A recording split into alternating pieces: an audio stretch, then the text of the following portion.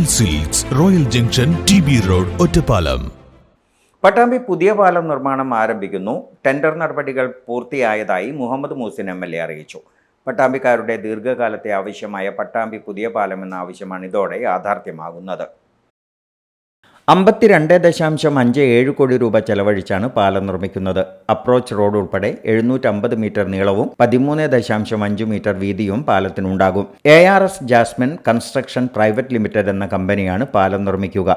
24 മാസത്തിനകം നിർമ്മാണം പൂർത്തിയാക്കാനാണ് ലക്ഷ്യമിടുന്നതെന്ന് മുഹമ്മദ് മൂസിൻ MLA അറിയിച്ചു. എന്നെപ്പോലെ എല്ലാ പട്ടാമ്പിക്കാരുടെയും ഒരു പ്രധാനപ്പെട്ട ആവശ്യമാണ് പട്ടാമ്പി പാലം യാഥാർത്ഥ്യമാക്കുക എന്നുള്ളത്. നേരത്തെ ഞാൻ പറഞ്ഞിരുന്നു ടെൻഡർ നടപടി ആരംഭിച്ചു എന്നുള്ളത്.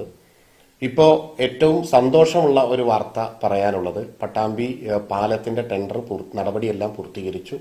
3 കരാറുകാരാണ് അത് കോട്ട് ചെയ്തിരുന്നത്. അതിൽ ജാസ്മിൻ കൺസ്ട്രക്ഷൻ എന്ന് പറയുന്ന ഒരു കമ്പനിക്ക് അത് ലഭ്യമായിട്ടുണ്ട്.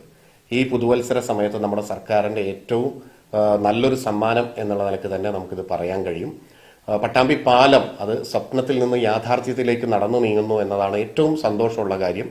ഇതിന്റെ പുറകിൽ ബഹുമാനപ്പെട്ട മുഖ്യമന്ത്രി, അതുപോലെ തന്നെ നമ്മുടെ PWD മിനിസ്റ്റർ റിയാസ് ഒക്കെ തന്നെ ഒരുപാട് കാര്യങ്ങൾ നടപടികളുമായിട്ട് ബന്ധപ്പെട്ട് പ്രവർത്തിച്ചിട്ടുണ്ട്. അവരോടൊക്കെ നന്ദി അറിയിക്കുകയാണ്.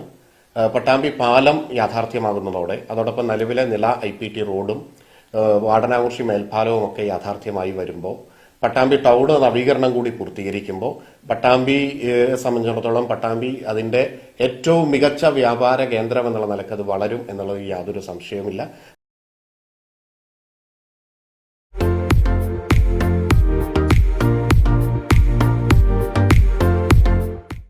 Dot view news. കാഴ്ചകളാണ് ലോകം. കണ്ടു തുടങ്ങുക.